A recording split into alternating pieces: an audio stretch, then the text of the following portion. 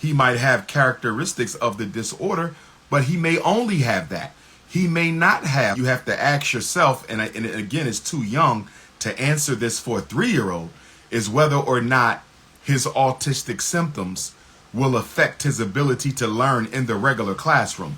Because remember, in order to qualify for an IEP in public school, you must not only have a disability, but there must be clear evidence that your disability impairs your ability to learn in the regular classroom. I know hundreds of autistic children who are able to learn in the regular classroom. They do not have an IEP. IEPs are for learning problems, not disabilities. Learning problems. You got to have a disability to qualify, but that disability must affect learning. If there is no problem with learning, the conversation about special ed is null and void. And he's too young to make that decision.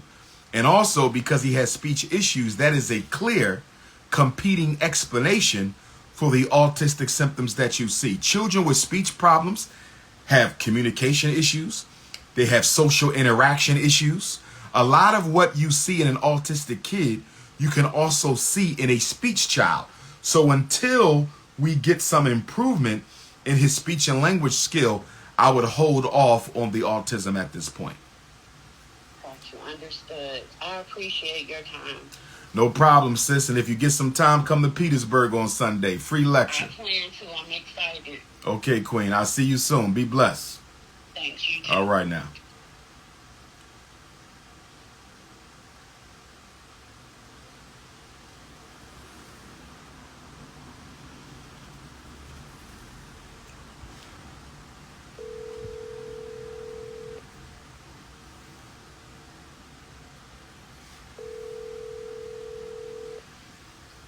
Hello?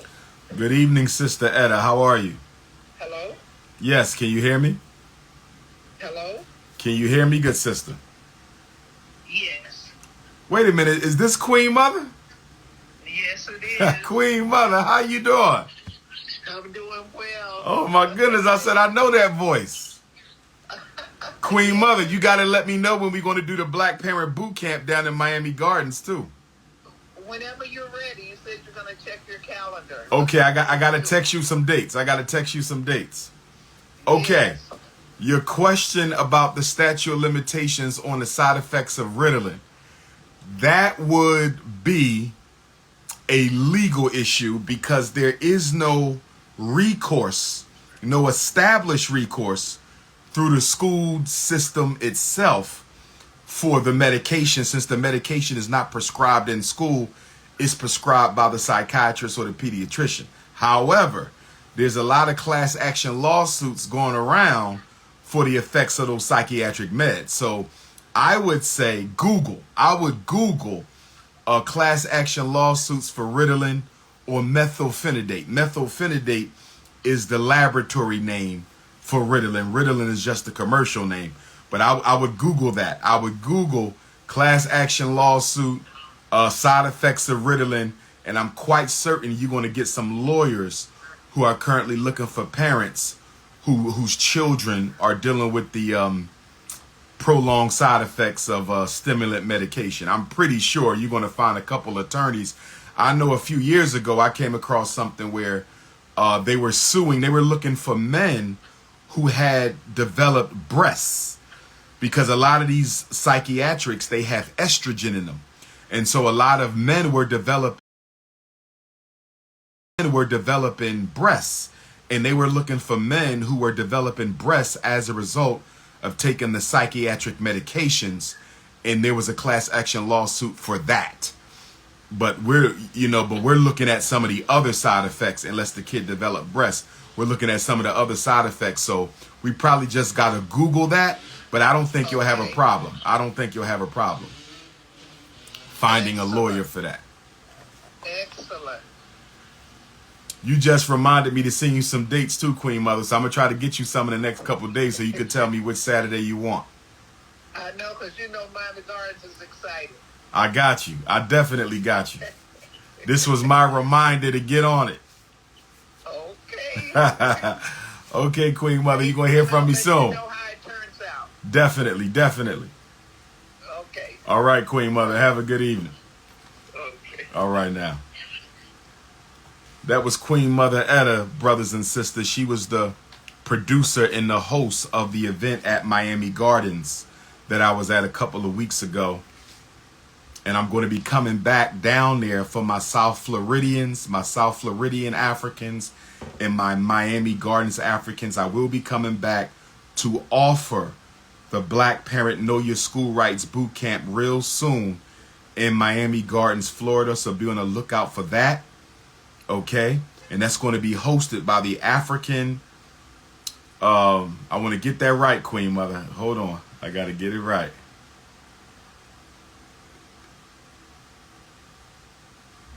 The Descendants of Africans Enslaved in America organization is going to be hosting that.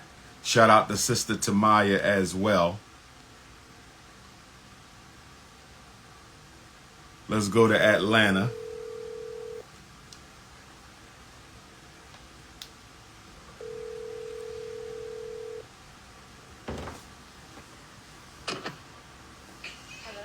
Good evening, Sister Layla. I need you to turn your volume up. You sound real low, beautiful. Yes, sir. You're in Atlanta? Yes, sir, I am. I'm going to be speaking at the Shrine of the Black Madonna this Saturday for Marcus Garvey's birthday. Okay. And it's a free event. It's free from 12 until 6. I will speak at 3 o'clock on Ralph David Abernathy Boulevard, Shrine of the Black Madonna.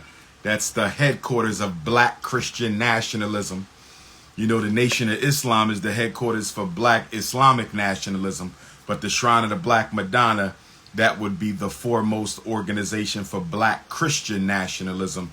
And that's where we will be at this Saturday, celebrating the greatest Black leader of the 20th century, the Honorable Marcus Garvey. You should come through there. There's going to be food. There's going to be vendors. You should come on through, and it's absolutely free. You don't need no tickets. Yes, sir. Go right ahead with your question, beautiful. Yeah, so, my daughter, she's 4 years old. She just started pre-K this year, and I had put her in daycare last year when she was 3, but now I took her out, so she's been out of daycare for a year or two now, and I had put her in pre-K. She just acting up like really bad. She just acts out. She don't speak well, but when she's around her family, like me, her dad, her auntie, and her grandma, she talks with words and, asks us questions and stuff like that. But her teachers say she be flipping out, she be kicking, throwing stuff. She don't listen. So I'm just trying to see, like, what is the problem with her? I never experienced it. This is my first child. So I'm just trying to see from your experience, what should I do to help her in pre-K? Well, number one, this could simply be a natural problem of separation from caregiver when it's time to go to preschool. Unfortunately, sometimes we don't prepare our children with enough advanced time for, being separate from us. You have to slowly wean the child off of the parent. And a lot of times our children will go from being around their parents 24 hours a day, 7 days a week. And then the very next day, they're at a daycare center for 7 hours a day. And that's very traumatizing. So what we're supposed to do is we're supposed to start preparing them for that separation from caregiver by taking them places, leaving them for 30 minutes, an hour, 2 hours, getting them used to not being around us. Because this could be an attachment separation issue. She may not have had enough time away from you guys. And so she's flipping out because this is traumatizing, because it's completely new to her. So that could be one aspect of this. The other aspect of this could simply be that she's spoiled and she's used to doing what she wants when she wants to do it. Okay, we got to consider that part. And then the third piece, which is when you're looking at a dysfunctional attachment relationship, and that's when the child is afraid to leave the parent when they get dropped off at preschool. because they don't spend a lot of time with that parent. So for example, imagine a kid who gets dropped off, and instead of the mother coming to pick them up, it might be the aunt, it might be the cousin, it might be the next door neighbor. They may not see mom for a day or two. I'm sure that's not the situation with you, but a lot of times when children know, when mommy drops me off, I might not see mommy the rest of the week. I might not see mommy the rest of the day. I might not see mommy for the next 2 days. So if it is a dysfunctional attachment relationship where the child isn't sure they're going to see their parent for a long time after getting dropped off, that could also explain that. But I think the first scenario is probably the most likely because it's the most common, and that is a child who has not been prepared to be separate from the caregiver.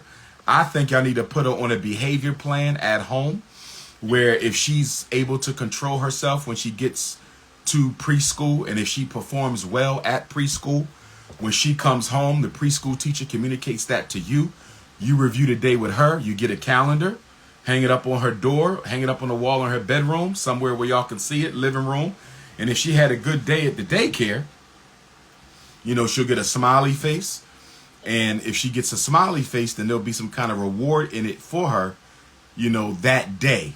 Because she's so young, you can't really expect her to go a week without a reward because she's only 4. So if she had a good day at school, then maybe she'll get to choose dessert for dinner, or maybe she'll get to choose dinner, or maybe you and her will watch, a favorite cartoon together. Remember, with children your daughter's age, they don't need money and they don't need objects. They need time. Attention is the most important thing you can give a child under the age of 10. Unfortunately, we're so materialistic as black people that the first thing we think of when it comes to rewarding kids, even young children, is expensive toys, Air Jordans, clothes. They don't want that stuff. Children want attention, and we should not introduce money and materialism into children's lives that young when all they need is attention. But I think y'all got to work on, working on getting her to be not so spoiled. I think y'all also might need to practice leaving her, taking her places, maybe to your mom's house, your sister's house, your friend's house, and leaving her there for like an hour or two so she can understand that you're going to have to learn how to not be around mom and dad all the time. So y'all might have to work with her a little more because I don't think y'all really prepared her for life without y'all. Yeah, and I think that's the reason that she's been around my mom and, her dad and me and her brother, because the daycare says that she keeps saying mommy, daddy, and her brother. Exactly. She's missing y'all because she's not used to being away from y'all, and she really wasn't prepared. If she would have been prepared, as I said, being taken different places and left there for a little bit amount of time, per day, she could have built up that discipline to be separate from you, you see. But y'all didn't really prepare her, so she's kind of traumatized by it all. And so now you have to train her now. And I think y'all going to have to do that, not just by taking her to school, but also taking her other places as well. But I also think the reward system will go a long way to smoothing this out, because she knows if she's able to perform well when you guys leave her at school, then there'll be a reward for her later. I think that'll motivate her to do a little bit better. Okay, thank you so much. It's been help. I'm going to take in everything you told me, and I'm going to work with her this week and next week, and I'll keep in touch with you on her progress. Will do, Queen. Hope to see you Saturday. Yes, sir. Okay, now. Be blessed. You too. All right. Bye.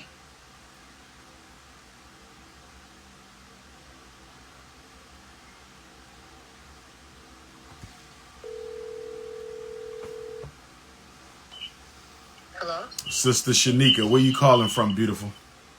Hi, I'm from Minnesota. Minnesota. They just killed another black man. Yeah. Now, before you ask your question, I need you to help me understand how the Minnesota police then killed 5. We didn't had a George Floyd march in Minnesota, the most comprehensive black social unrest since Dr. King's assassination protest, even though most of the protesters were white. That's another story. But they didn't kill George Floyd. They didn't kill Amir Pope. They didn't kill Dante. They didn't kill Philando Castile. Now they didn't kill this recent brother, Ricky. What's Ricky's last name? I'm not sure. I haven't been.